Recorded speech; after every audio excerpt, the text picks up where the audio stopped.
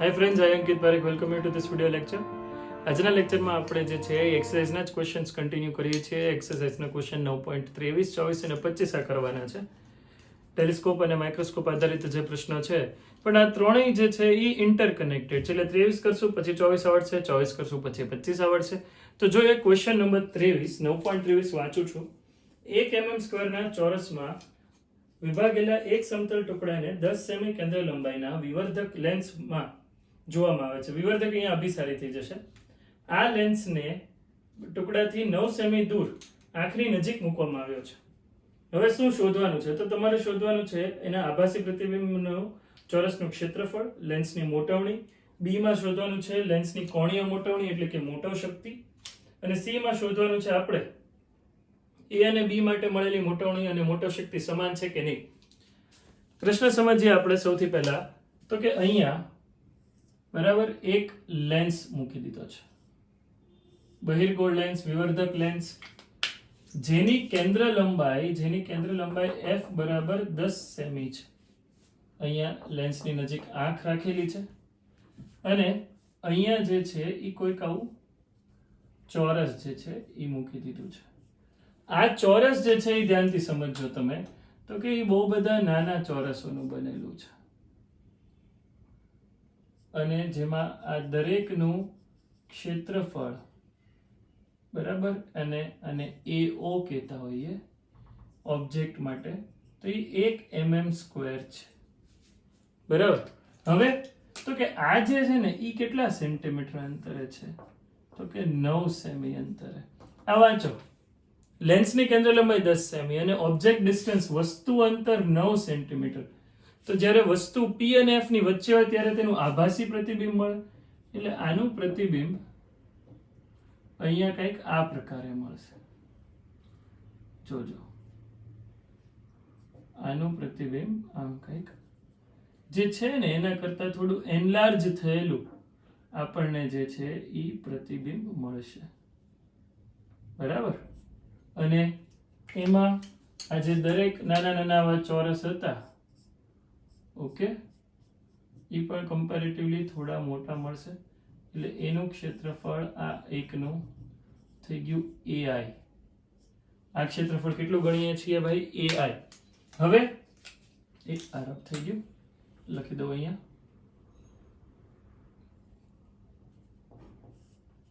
9 semi અને આ આપણું U છે.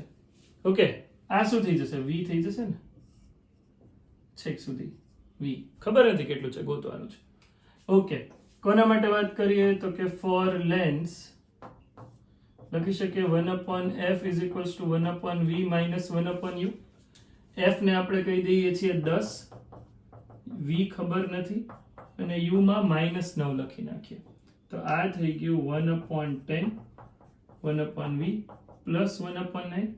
આ સાઈડ આવશે 1/10 minus 1/9 1/v. અને તમને જે v ની કિંમત મળવાની છે, અહીંયા આપણને જે v ની કિંમત મળે છે કેટલી મળશે? તો કે v બરાબર 9 -1 90 સેમી આ કિંમત મળશે. ધ્યાનથી સમજજો. તો આ કિસ્સા માટે મોટવણી કેટલી થશે? m બરાબર v છેદમાં u. લેન્સ માટે પ્લસ આવ્યો, -90 અને u -10. ઓ સોરી, -9 ડાબી બાજુ. તો આ થઈ ગયું 10. મોટવણી મળી ગઈ છે 10. આને કરી દો બોક્સ. ઓકે, આગળ વધી આમાં ને આમાં. હવે આ એ પાર્ટ મળ્યો, એ ચાલે છે. શું કે છે કે પ્રતિબિંબનું ક્ષેત્રફળ કેટલું હશે? AI/AO બરાબર HI/HO સ્ક્વેર થશે. આવું કેમ? સમજો. AO ઓબ્જેક્ટ માટે વિચારજો, વસ્તુ માટે AO આપણે વિચારીએ તો કે આ જે છે ચોરસ, એમાં આ એક નાનો એવો ભાગ જે ટોટલ 1 mm સ્ક્વેરનો છે. બરાબર. એટલે જો હું આને HO કહેતો હોય, હાઇટ ઓફ ઓબ્જેક્ટ કહેતો હોય, વસ્તુની ઊંચાઈ, તો બેઝિકલી AO જે છે એ HO નો સ્ક્વેર થશે. એવી જ રીતે AI માટે શું થશે? તો કે ભાઈ ધારો કે AI આવી રીતે થોડુંક તમને એનલાર્જ મળતું હોય અને આ એક મોટું થઈ ગયું આની કરતા ક્ષેત્રફળ, તો આ જે છે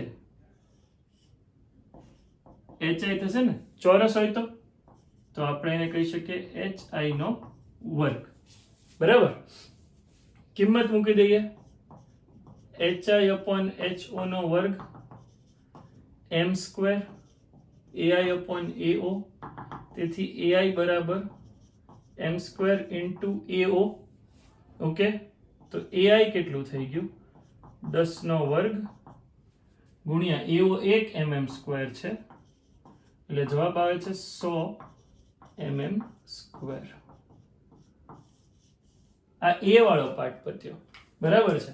આ હું એટલો ભાગ જે છે આ ક્ષેત્રફળ વાળો એ હું રબ કરી દઉં છું. આ પાર્ટ તમે સમજી લેજો, લખી નાખજો સાથે. ઓકે, આ મળી ગયું છે. હવે ભાગ બી માટે કઈ મોટવણી કીધી છે? કોણીય મોટવણી. કોણીય મોટવણીનું બીજું નામ મેગ્નિફાઇંગ પાવર અથવા મોટવ શક્તિ. બરાબર, આને ધારો કે હું એમ ડેશ કહી દઉં.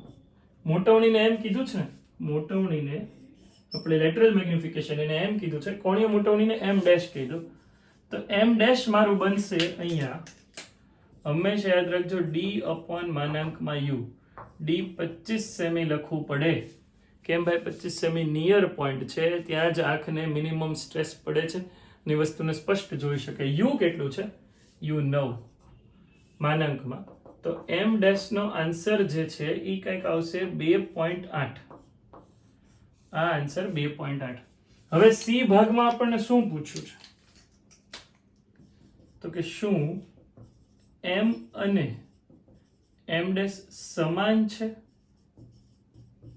આ પ્રશ્ન આપણને પૂછ્યો છે. શું એમ અને એમ ડેશ સમાન છે? ના, અહીં M is not equal to M dash. મોટવણી અને મોટવ શક્તિ સમાન નથી. કારણ તો કે એમ બરાબર છે V/U અને એમ ડેશ છે D/U. આ બંને સમાન નથી. જો V બરાબર D હોત, જો પ્રતિબિંબ 25 સેમી જ રચાતું હોત તો આ બંને સમાન આવે. બાકી આ બંને જે છે એ સમાન આવી શકે નહીં. બરાબર, A કર્યું, B કર્યું, C કર્યું, જોઈ લો તમે, ફટાફટ લખી લો. બહુ સરસ પ્રશ્ન છે, એટલે 9.24 કરાવું.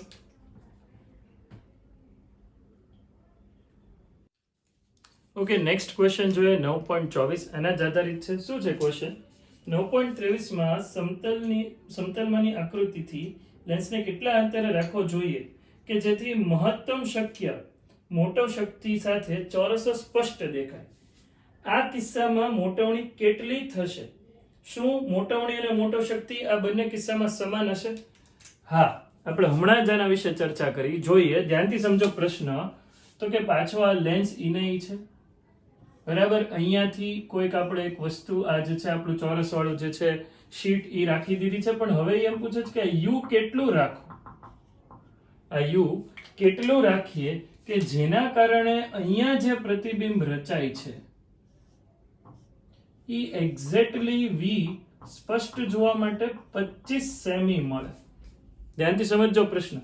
આ F બરાબર 10 સેમી છે.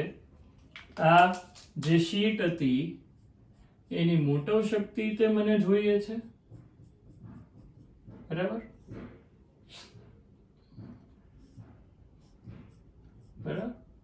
આ જે છે એ એનલાર્જ તો થવી જ જોઈએ, પણ સ્પષ્ટ જોવા માટે. જ્યારે પ્રશ્નમાં આવું લખ્યું ને સ્પષ્ટ જોવા માટે, ત્યારે હંમેશા યાદ રાખવું V 25 સેમી જ હોય. આ વસ્તુ ક્લિયર કરવાની. ઓકે, હવે તો કે આપણે સૌથી પહેલા જોઈએ U શોધવું પડે. V 25 સેમી છે. For lens 1/f is equals to 1/v minus 1/u.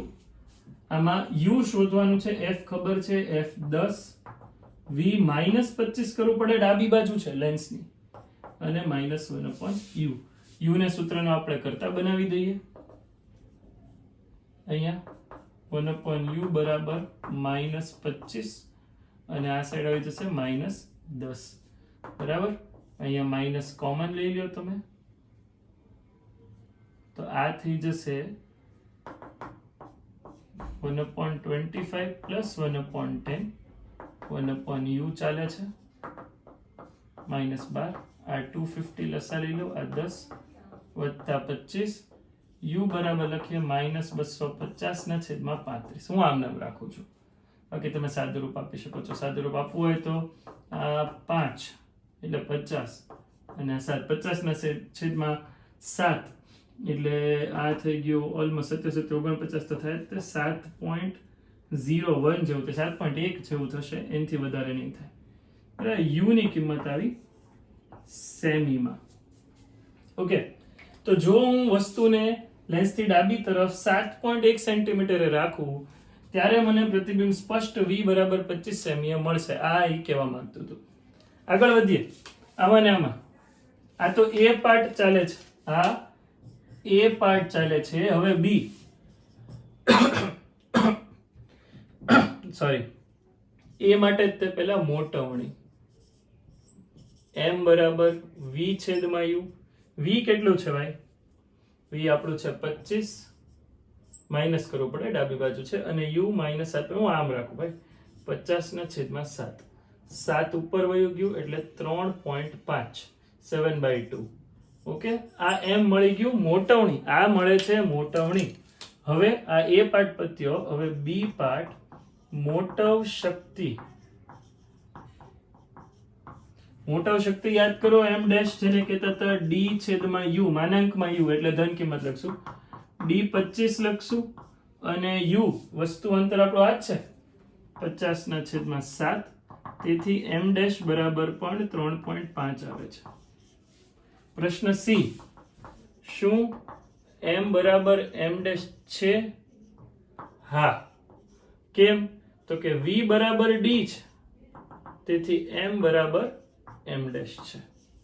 આ પ્રશ્નમાં મોટવણી અને મોટવ શક્તિ, મોટવણી ક્યાં ગઈ? આ મોટવણી હતું આ, અને આ મોટવ શક્તિ બંને સમાન છે, કેમ કે પ્રતિબિંબ 25 સેમી રચાય છે.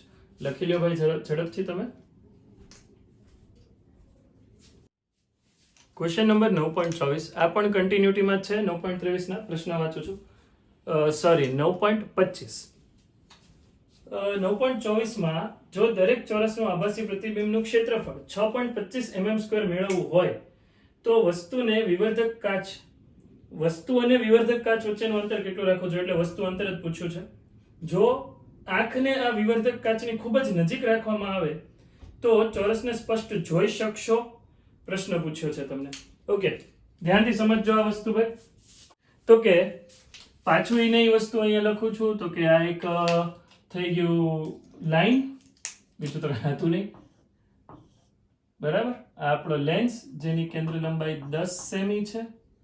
અહીંયા આપણો આ ચોરસ, બરાબર,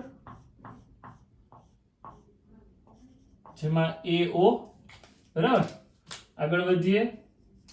કેટલું જોવે છે ક્ષેત્રફળ? આ AO 1 mm² છે, અને અહીંયા